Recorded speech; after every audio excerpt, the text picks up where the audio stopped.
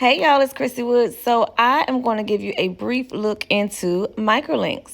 So this young lady came in and her hair was already colored. So I had to custom color the hair to match her hair. So this is after we've already installed the microlinks, and I'm just showing you the infamous ponytail test created by Metowi, this is the individual that trained me.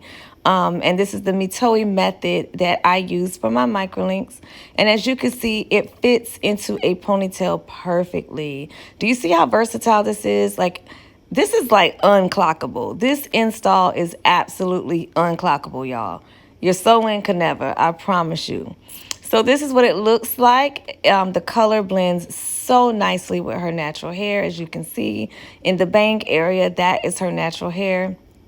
And here it is, guys. I mean, this is just absolutely gorgeous. Look at the body, look at the movement.